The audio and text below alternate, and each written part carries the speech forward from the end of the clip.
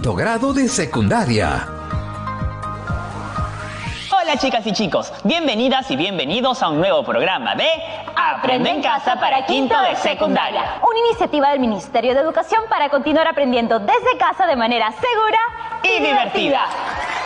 Hola chicos, y el programa de hoy tratará sobre ciencias sociales. Antes de empezar, vamos a viajar hacia un mundo de personajes increíbles, porque llegó la hora de ¡Leemos Juntos!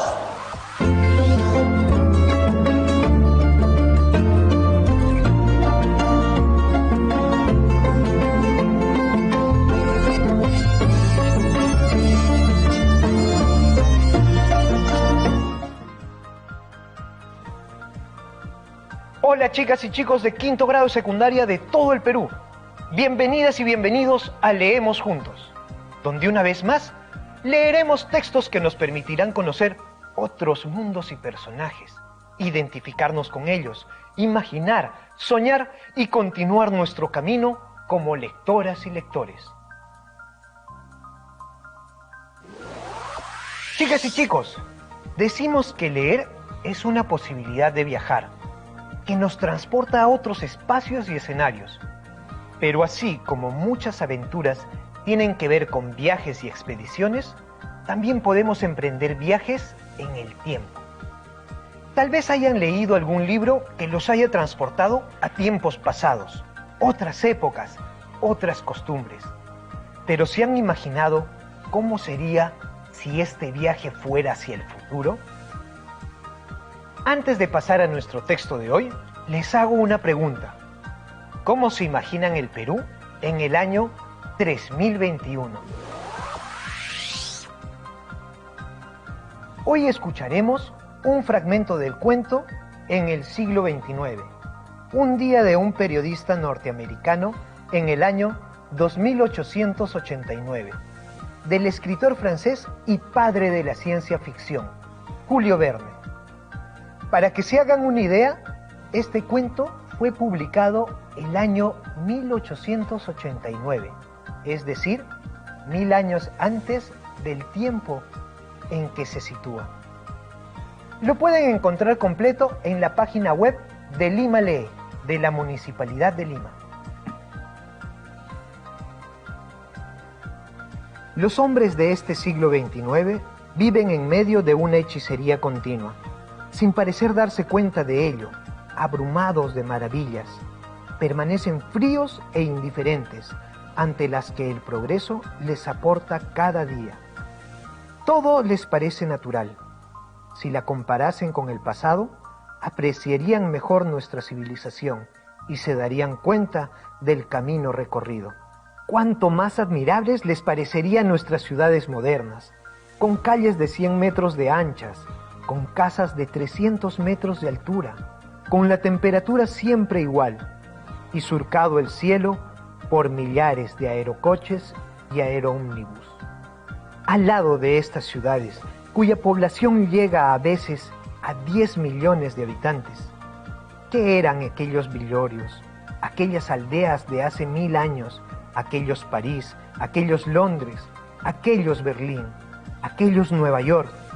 Poblaciones malaireadas y sucias por las que circulaban cajas saltonas arrastradas por caballos. Sí, caballos. Casi parece imposible creerlo. Si se representasen el defectuoso funcionamiento de los paquebots y los caminos de hierro, sus frecuentes colisiones y al propio tiempo su lentitud, ¿qué valor no concederían los viajeros a los aerotrenes y sobre todo a esos tubos neumáticos arrojados a través de los océanos y en los cuales se les transporta con una velocidad de 1500 kilómetros por hora?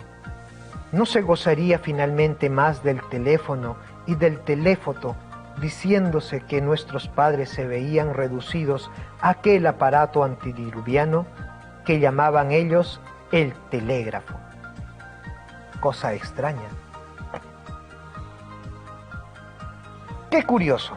Han pasado unos 130 años de la publicación de este cuento y varios de los avances e inventos que Verne imaginaba para dentro de 1000 años ya existen hoy. ¿Verdad? Por otra parte, si bien el cuento está situado en el siglo XXIX, también sería aplicable a nuestros tiempos, en los que vivimos casi sin capacidad de asombro entre tantos avances científicos y tecnológicos. Hoy los invito a hacer como Verne e imaginar cómo sería nuestro país dentro de 1000 años, qué nuevos inventos habría, cómo cambiaría la vida y las costumbres de los habitantes de esa época, cómo serían sus casas, sus medios de transporte, así como todo lo que puedan imaginar. Nos vemos la próxima semana, aquí en Leemos Juntos. Romina, te cuento que hoy invité a un joven que vive en una comunidad donde al parecer Impositive también intentó hacer de las suyas. ¿En serio? Impositive debe de estar tramando algo y eso me preocupa. Pero aprovechemos que ya estás con todo el ímpetu para conseguir la información y conversemos con nuestro compañero, quien seguro tiene algo muy importante que decirnos. Hola Romina y Mario. Hola, cuéntanos, ¿qué pasó? Yo vivo en una comunidad del distrito de Paicapampa, en la provincia de Ayabaca, Piura. Hasta allá fue el doctor Impositive. Dijo que estaba en una labor secreta en todo el Perú y estuvo ofertando a uno de mis vecinos una computadora. Sé que estuvo haciendo desorden. Además, se dieron cuenta de que la computadora era robada. Pero al final, entre todas las vecinas y los vecinos de mi comunidad, le dijimos que se fuera. Nosotros siempre buscamos mantener el orden y la seguridad con apoyo de las iniciativas de organización comunal, como es el caso de las rondas campesinas. Gracias por compartir tu experiencia. Como siempre, es muy negativa la actitud de Impositive. Y qué bien que en tu comunidad mantengan el orden y la seguridad. Eso va perfecto con nuestro programa de hoy. Chicas y chicos, nuestro objetivo para el programa de hoy es el siguiente: conocer cómo desde 1970 las rondas campesinas contribuyen a hacer frente al problema de la inseguridad ciudadana en el Perú. Esto, dentro de la experiencia de aprendizaje, peruanas y peruanos nos comprometemos en la construcción de una sociedad más segura. Gracias por habernos visitado. Gracias a ustedes. Hasta pronto, Mario y Romina. Saludos a toda la promo 2021. Y la pregunta del programa de hoy es: ¿cómo se respondió al problema de inseguridad ciudadana en algunas zonas rurales de nuestro país desde 1970? Y para entrar en el tema, tenemos algunas preguntas dirigidas a las chicas y chicos de la promo. ¡Adelante! ¿Quiénes promueven las iniciativas de seguridad ciudadana en nuestros centros poblados rurales? En mi región, la seguridad ciudadana es promovida desde las autoridades, con participación de las familias, por cuanto todo acto de violencia afecta a todas y todos. En mi región, por ejemplo, en varias comunidades del ámbito rural, los líderes de las rondas campesinas convocan a asambleas para alcanzar acuerdos sobre la seguridad ciudadana, las medidas ante la emergencia sanitaria por la COVID-19 y la prevención para disminuir riesgos por desastres. También debaten y buscan soluciones a las denuncias que realizan los vecinos, siempre y cuando estén dentro de sus competencias y posibilidades resolverlas. ¿Conoces qué actividades realiza la organización de las rondas campesinas? Las rondas campesinas hacen vigilancia por turnos para resguardar los bienes de la comunidad, en las escuelas, puestos de salud, en la casa comunal, entre otros. Asimismo, en su jurisdicción vigilan las propiedades de los vecinos, especialmente los animales y bienes que poseen en sus viviendas. En mi región, en algunas comunidades, las rondas campesinas participan en faenas para construcción o mantenimiento de las obras comunales, como caminos, reparación de la escuela, entre otros, de acuerdo a sus posibilidades y buscando la distribución equitativa del trabajo. ¡Qué buenas respuestas! Ahora le doy la bienvenida a nuestro querido profesor Iván Figueroa. ¡Hola, profesor! Buenas tardes, Romina y Mario, y mis saludos también para toda la promo 2021. Efectivamente, en el programa de hoy, a partir del análisis de distintas fuentes, trataremos sobre cómo se respondió al problema de inseguridad ciudadana en algunas zonas rurales de nuestro país desde 1970.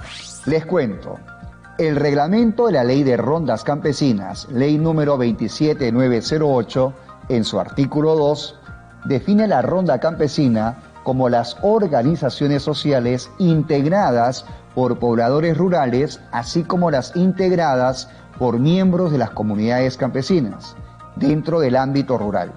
¿Y cuándo se originaron, profesor? Para contar sus orígenes, veamos dos casos. En Cajamarca, las rondas campesinas se formaron en 1976 en el caserío de Cuyumalca, en la provincia de Chota. Desde un primer momento, las rondas tuvieron como objetivo el combate a la delincuencia común y sobre todo a los abigeos, y por otro lado, el rechazo a la corrupción de autoridades, jueces y policías locales, cómplices de la situación de permanente inseguridad en que vivía la población de ese caserío en aquel momento. En Piura, en la parte de la sierra, se organizaron a partir de 1980 en las provincias de Huancabamba y Ayabaca, como sucedió en el año 1983, cuando ocurrió el fenómeno del Niño y en medio del desorden y el caos, los delincuentes se apropiaron de ganado de todo tipo. Profesor, ¿y en qué se basan las actividades de la organización de rondas campesinas? El accionar de las rondas campesinas y comunales se basa en el derecho consuetudinario. El derecho consuetudinario, de acuerdo a Rodrigo de la Cruz, es definido como un conjunto de costumbres reconocidas y compartidas por una colectividad como comunidad, pueblo, tribu, grupo étnico o religioso, etc. A diferencia de leyes escritas que emanan de una autoridad política constituida y cuya aplicación está en manos de esta autoridad, es decir, el Estado generalmente. ¿Existe alguna normativa o ley que les dé fundamento? Por supuesto. Para comprender mejor el marco legal del funcionamiento de las rondas campesinas a nivel nacional, les comparto lo que señala el artículo 149 de la vigente Constitución Política del Perú. Las autoridades de las comunidades campesinas y nativas, con el apoyo de las rondas campesinas, pueden ejercer las funciones jurisdiccionales dentro de su ámbito territorial de conformidad con el derecho consuetudinario, siempre que no violen los derechos fundamentales de la persona. La ley establece las formas de coordinación de dicha jurisdicción especial con los juzgados de paz y con las demás instancias del Poder Judicial. ¿Y cómo están organizadas las rondas? Las rondas están organizadas básicamente a nivel de caseríos o estancias. Veamos. Los sociólogos John Stephen Gillitz y Telmo Rojas sostienen que en cada caserío los campesinos eligen por voto abierto y en una asamblea general de adultos un comité de ronda que pasa a ser la autoridad máxima de la ronda dentro del caserío. El comité de ronda divide el área y la población del caserío en sectores, cada uno de los cuales elige un delegado quien tendrá a su cargo el funcionamiento de la organización de rondas. Al regresar, después de la pausa, veremos la participación de las rondas ante algunos delitos y seguiremos aprendiendo. ¡Ya regresamos!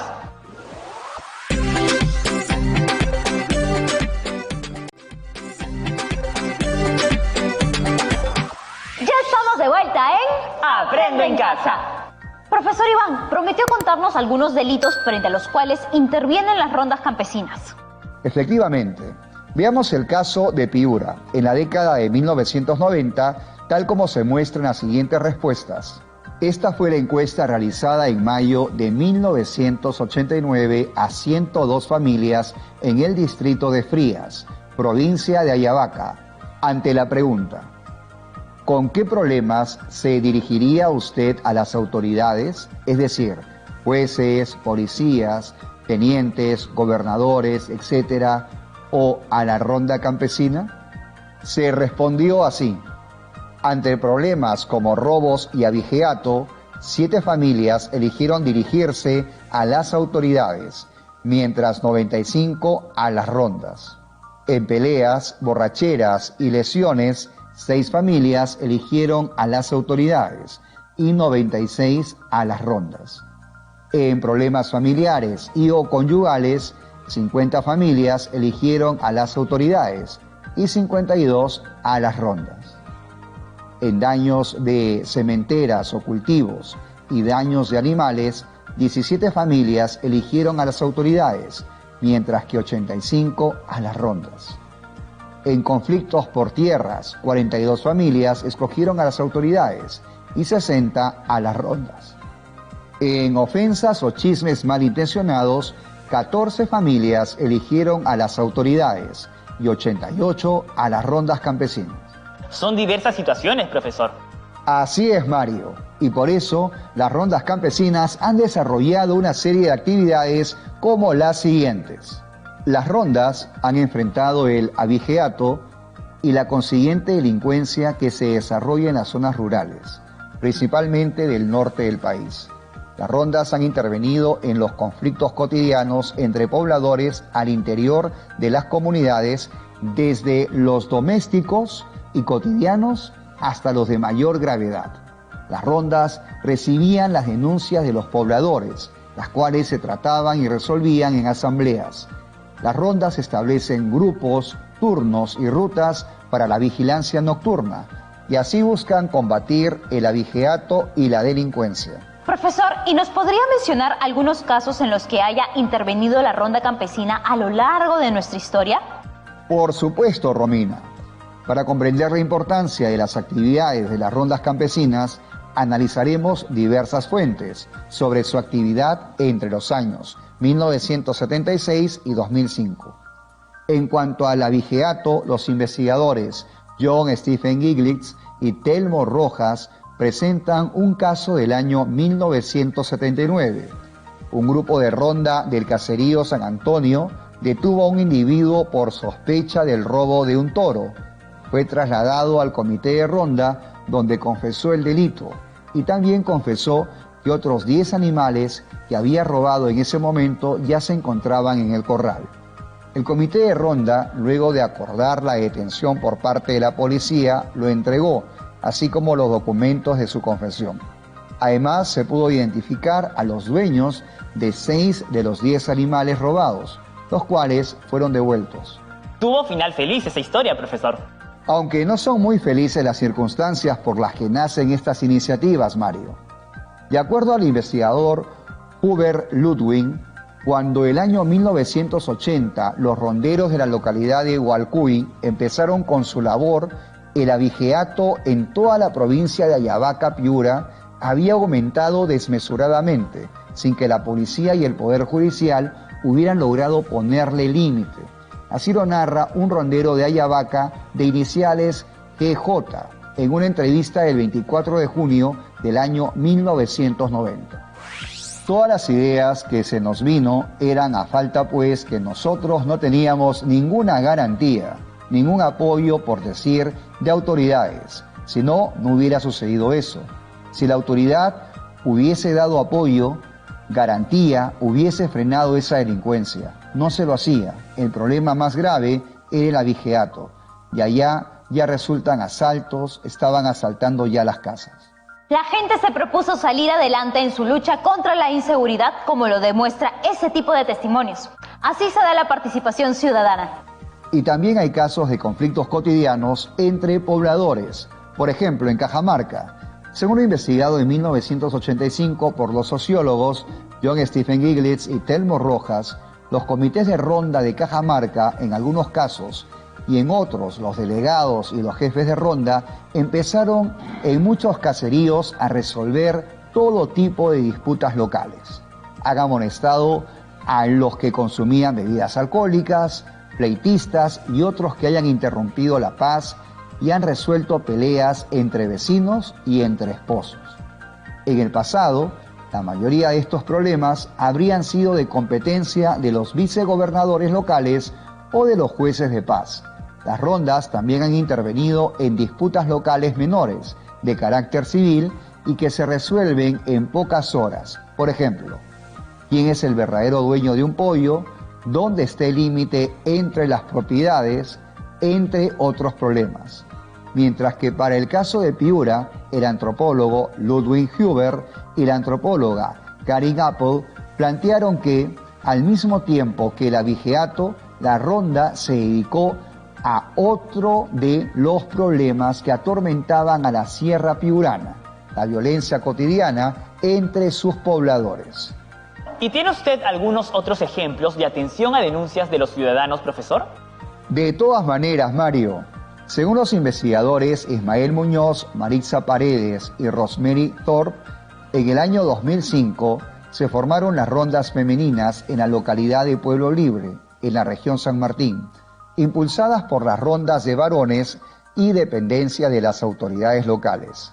Estas rondas femeninas se ocupan de casos de mujeres desde robos hasta violencia familiar y maltrato infantil. El testimonio de la rondera de iniciales RJ nos narra cómo surgieron las rondas femeninas en su comunidad. En asamblea, varones y mujeres se reunieron y ahí nos nombraron en una asamblea pública. Asumimos voluntariamente para trabajar por nuestro pueblo. Hemos trabajado estos meses más o menos un año. Las mujeres vemos por primera vez casos de robo. También vemos distintos casos de niños. ¡Qué grandes lecciones de participación ciudadana nos dejan estos casos, profesor! Además, debemos recordar otras iniciativas de las rondas. Por ejemplo, en 1985, los sociólogos John Stephen Giglitz y Telmo Rojas señalaron que en Cajamarca, usualmente, un grupo de ronda patrulla en cada sector las trochas, los caminos, los pastizales y las tierras agrícolas, generalmente desde un poco después del ocaso hasta cerca del amanecer. Estos sociólogos detallan que las rondas solicitan identificación a los desconocidos que transitan por la comunidad. Si los miembros de la ronda están convencidos de que los motivos de la persona para estar fuera de casa son legítimos, la dejan seguir su camino o lo acompañan a su destino o hasta el límite con el caserío vecino. De lo contrario, en ocasiones solicitan al transeúnte que pase la noche haciendo ronda con ellos. Y eso también fomenta la participación de los demás ciudadanos, pues todas y todos damos una mano en la lucha contra la inseguridad. Y les comparto un caso más. El antropólogo Serafín Osorio Bautista y el jurista Will Marcelino Ruiz señalaron que en un pueblo en proceso de crecimiento como Pueblo Libre, en la región San Martín, las rondas campesinas empezaron a organizarse en el año 1986. Inicialmente para cuidar sus bienes y organizar las faenas comunales para la construcción o mantenimiento de la infraestructura de uso público. Es así que el fundador de las rondas campesinas de Pueblo Libre contó lo siguiente. En la ronda organizamos un comité con su presidente, vicepresidente, secretario, tesorero y vocales. Luego se designan jefes de grupo. Los jefes de grupo manejaban una patrulla de 20 hombres y ellos hacían servicios nocturnos. El servicio de noche era cuidar el orden del pueblo, rondar porque robaban. Cualquiera preguntaba, ¿no hay ningún desperfecto en el pueblo? Ellos me decían, no hay, señor. Y se iban a descansar. De esta manera, yo invito a todas y todos en el país a reflexionar sobre cómo hoy en día las rondas campesinas siguen contribuyendo al fortalecimiento de la seguridad ciudadana. Profesor Iván, muchísimas gracias por acompañarnos. Ya hemos llegado al final del programa. Las gracias a ustedes, Mario y Romina. Hasta la próxima. Hasta luego, profesor. Mario, el programa ha estado genial. ¿Revisamos cómo vamos en nuestro camino de aprendizaje? Reconocer la participación de las rondas campesinas ante el problema de la inseguridad ciudadana en algunos ámbitos de la zona rural de nuestro país desde 1970. ¿Y ustedes qué dijeron? ¿Ya vencimos al Dr. Impositive? No me hagan reír. Más bien, tengo una sorpresita para ustedes. Viajaré por el tiempo para difundir la inseguridad ciudadana. ¿Qué haces, Impositive? Eso de difundir la inseguridad ciudadana que menciona Impositive es aterrador. Es cierto, Romina, Pero estoy seguro de que mientras tengamos iniciativas y estemos mejor organizados, haremos frente al problema de la inseguridad ciudadana. Y será más complicado para Impositive salirse con la suya. Pues sigamos aprendiendo y compartiendo. Sí, nos vemos en el próximo programa. ¡Chao!